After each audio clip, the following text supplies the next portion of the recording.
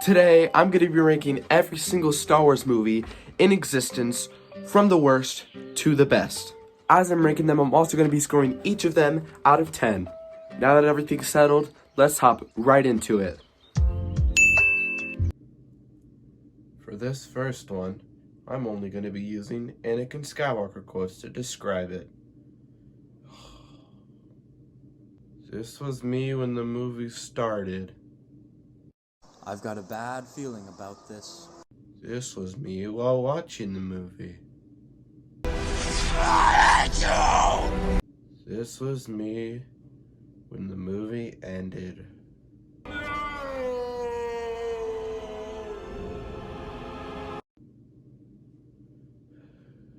Zero out of 10.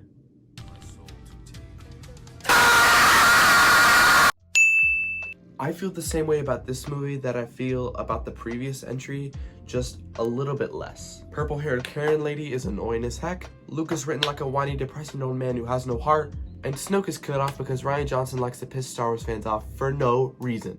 I could go on and on about every single problem of this movie, but if you want to know why it's so bad, just go watch it. Here is substantial video evidence on why Rian Johnson should never touch another Star Wars project ever again. It's much more exciting to me when you get, a group of people who are like coming up to you and really, really excited about it. And then there are other people who walk out literally saying it was the worst movie I've ever seen. Having those two extremes to me is the mark of the type of movie that I want to make. Now, I was considering leaving this one off the list simply because it doesn't really count as a movie. It's more just 4 episodes cut into one big giant mess. There is a bit of fun here though. Anakin meets Ahsoka for the first time, and Obi-Wan is charming and charismatic as ever, which shouldn't come as a surprise to anyone. Overall though, it's pretty forgettable and you should just skip this one and watch the series instead.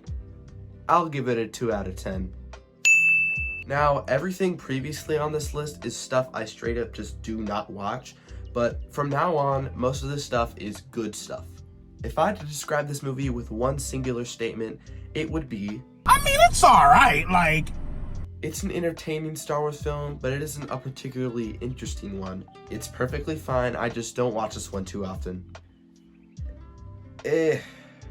I'll give it a 5 out of 10. Mid-content! Now, this one was extremely hard for me to rank because there's genuinely good stuff here. The action is fantastic and all of the lore and world building is amazing. But some of the dialogue here is absolutely atrocious. I'd imagine this is even lower on other people's list for those who haven't seen the Clone Wars series, because most of my love for this movie stems from my love for that series. It's still a pretty good movie though, as long as you get past the iffy dialogue and the slowish pace. 6 out of 10 is the score I would give this one. Okay, this film is criminally underrated. Sometimes Star Wars doesn't need to be all lightsabers and 9-year-olds dating women that are 5 years older than them. It is simply enjoyable, and it's a movie I would say you can watch and rewatch very often. It's a nice popcorn movie, despite the fact that no one went and saw it in the theater. Despite its flaws, I enjoyed this one quite a bit. 7 out of 10, good job, Opie.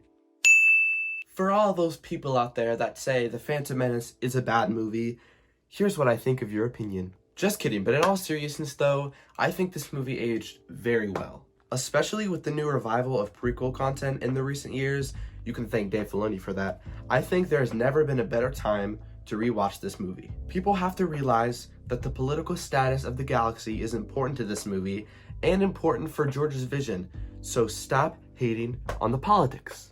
Also, Duel of the Fates is as epic as, well, epic. Clap it up. Clap it up. This movie gets a 7 out of 10. As we get into the top 5, please feel free to go down in the comments and share your personal ranking of all 12 Star Wars movies from the worst to the best. Don't worry about sharing your opinion on this channel. You're safe from Twitter mob. In terms of my thoughts on Return of the Jedi, It's a really solid movie when you're just craving some Star Wars. It doesn't necessarily have a ton of problems. I just prefer some other movies more than this one, which explains why this is number 5 and not like number 4 and number 3. I'm giving this 7 Ewoks out of 10. Okay guys, this is the OG. Without this, we wouldn't have any of this. To be honest, with all the new content we've been getting recently, this one blows over people's heads. Like, people forget about this one.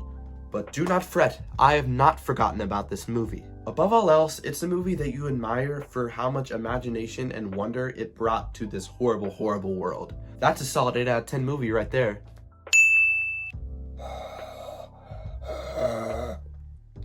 Luke, I am your daddy.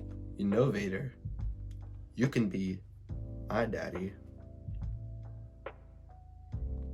Realistically, Empire Strikes Back is the objectively best movie in the Star Wars franchise, but it isn't my favorite. Many people believe this is the greatest film of all time, and I completely understand where they're coming from. 250,000?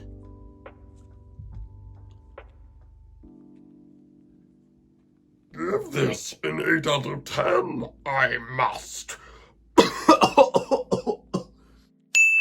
For the longest time, this was my number 1 movie on this list, actually. I mean, what's not to like? Depending on who you are, I'm sure you can find something, but there is beauty in the flaws. This has so many memorable and impactful moments, and don't even get me started on the meme potential in this movie. Turn this on at all the New Year's Eve parties, and you know me and the boys getting lit. 900,000 grains of sand out of 1 million grains of sand.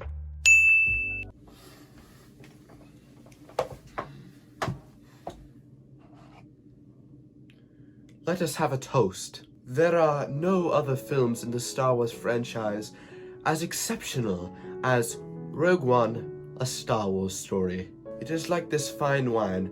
The more it ages, the more I find a deep-found passion and respect for it.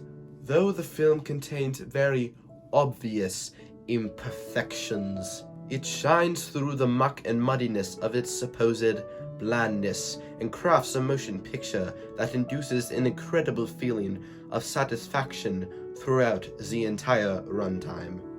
Yes, without a doubt, Rogue One, a Star Wars story, directed by Gareth Edwards and written by Tony Gilroy, is indeed a phenomenal achievement. But it also gives me hope that Star Wars filmmaking under the Disney regime can be just as great as it was in 1977. Cheers.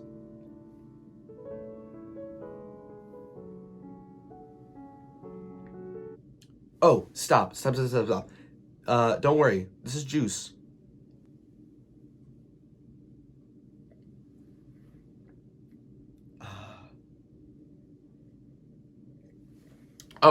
Oh yeah, I forgot to rate it. 9.5 out of 10.